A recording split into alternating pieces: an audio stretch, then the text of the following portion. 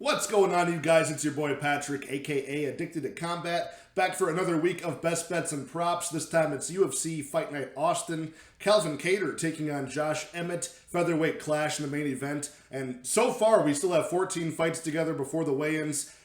It's a pretty stacked card as far as name value, fan favorites, just a talent-rich card for both featherweights, middleweights. A couple of women's fights on there too with some newcomers, some fighters coming off of long layoffs. But overall, I'm super excited for this card, and it's kind of got that pay-per-view feel to it as well. So I just finished up doing a show with my guy Lou Betya and my guy Mike at Couch Warrior Pod on the Bet Elevator show that they do on Thursdays, talking about some prop bets on the MMA Engine channel. So go ahead and check that out. Pretty good content for a lot of degenerate, high value, low risk, high return bets on this fight night. But I'm here to talk about just some of the confident fighters I have, some of the more appropriately priced money lines, in my opinion. So I'm going to start off with Mcgee, who's just a MMA gambler, MMA handicapper's dream of a fighter. He does the same thing, just this very serviceable striking, amazing durability over a long career. And although he's getting up there in age for welterweight, he's 37 years old. He's fighting a guy in Jeremiah Wells who is not that far younger than him, like 34 years old,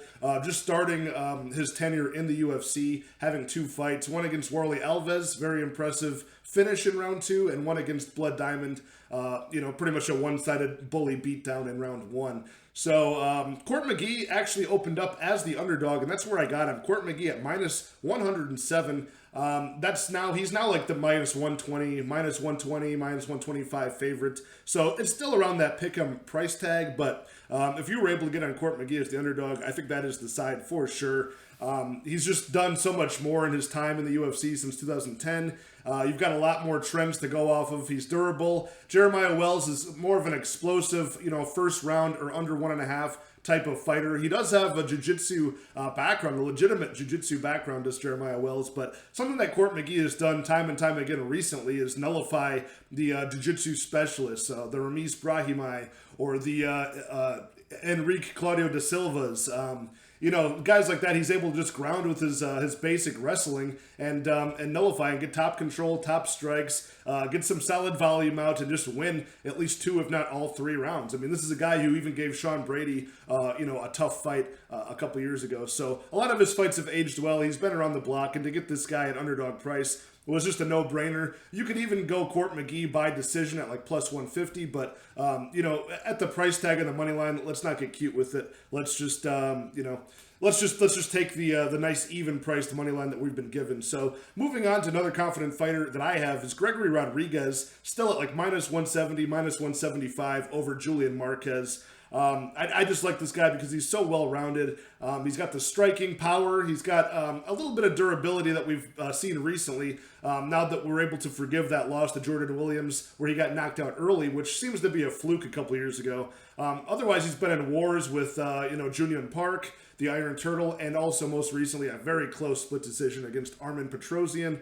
So he's going to come back here, and this is a short notice fight technically for him, but it's actually like 6 to 8 weeks he's known about this. Wellington Turman was supposed to fight Julian Marquez in a fight that I think is more appropriate skill-wise between those two. Now I think Gregory Rodriguez is facing a step down in competition in Marquez. Marquez stepping up in a more well-rounded fighter that he's got to fight now. Now, Marquez does have a pretty good chin, but he does have a 100% finish rate, which against lower level guys is kind of, it's an attribute more. But now when you have to face somebody with the well-rounded skill set of Rodriguez, that 100% finish rate is kind of a red flag once you start getting towards more talent-rich opponents.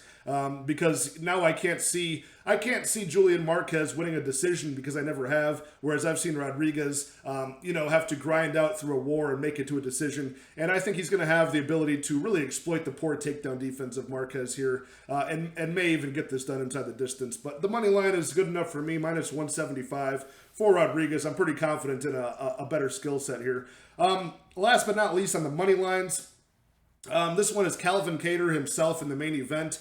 I see this guy winning the fight the large majority of the time. He's minus 235 on the money line, which admittedly I think is priced appropriate, which means that there's not a lot of extra value in Keator here. I wouldn't want him to be a minus 250 or minus 275. that would be a bit much. But minus 230, minus 235, I'd say is priced appropriately. But what I can do is I'm going to parlay him up with another confident fighter on the card, and I think he's going to come through. We're talking about Josh Emmett, who does have fight-ending power, but he's facing a guy in Calvin Keator with better striking acumen, and a more proven track record of durability, and able to make things very, very competitive against high-level opposition. So, and a guy who's been in rounds 4 and rounds 5 a couple times now.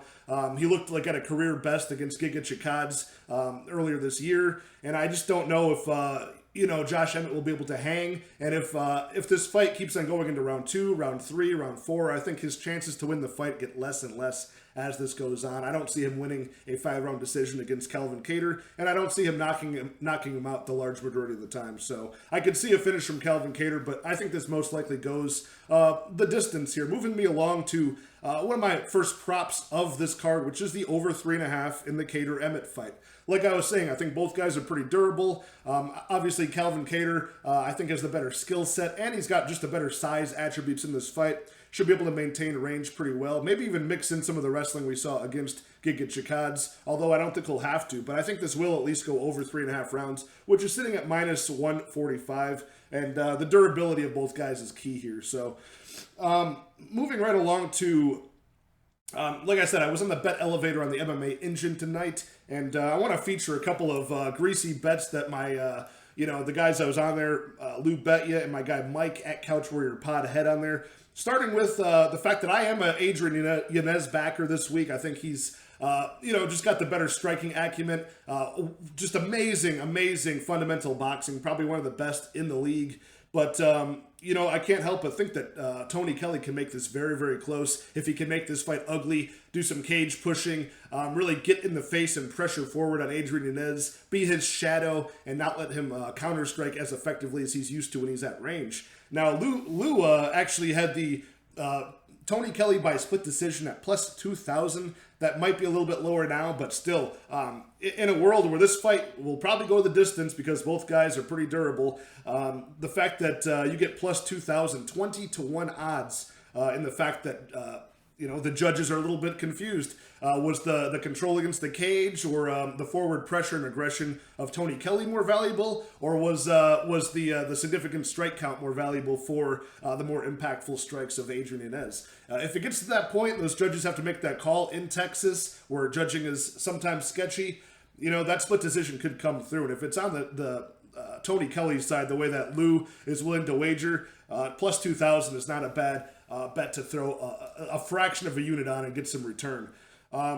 Going on to one that, back to the Calvin Keator, Josh Emmett fight. My guy Mike at Couch Warrior Pod, go give him a subscribe. He's a sharp guy, and he's calling for the rounds where Josh Emmett has never been before, which is rounds 4 and rounds 5. Now, Calvin Keator, to get his most likely path to victory inside the distance, is by KO, of course. And to do that in rounds 4 is plus 2,000, and Mike got KO from Calvin Keator at round 5 plus 2,500. So again, these big long shot props, you only have to throw a fraction of a unit on to get huge payouts, and it's feasible, right? Josh Emmett never been to round 4 or round 5. If the volume of Calvin Keator builds up and he's able to accumulate that damage over the course of the fight, it breaks that over 3.5 and cashes my bet. Have at it, Calvin Keator. Let's cash Mike's bet as well. I think round 4 and round 5 sprinkles for KO for Keator. Not too bad for what the payout is. Moving on to other prop bets on this card. It's real basic props for me. Ismagulov to win by decision. Again, you can transform that minus 170 to minus 180 money line for him and get a plus 125 Ismagulov by decision. I think he's the rightful favorite, and based on what we've seen in the past, the more well-rounded guy here. So for him to win like he always wins, which is by decision for Ismagulov, plus 125 is not a bad transformation of that money line. Same with Ricardo Ramos by decision at minus 130. He's ballooned on the money line all the way up to minus 300 at this point over Danny Chavez. I just think the younger guy by 9 years, the guy who has faced a higher level of competition, and the guy in Ricardo Ramos who's got better movement, he's a better counter striker on his back foot, and just got a wide, unpredictable array of strikes, not just with his hands, but with spinning attacks, spinning elbows, spinning back kicks. I think he's the rightful favorite, but minus 300 is pretty wide. I think Danny Chavez is durable enough to wear that damage well and just get outpointed over the course of rounds. So Ramos by decision minus 130 as well. I already touched on the Mcgee by decision at plus 150.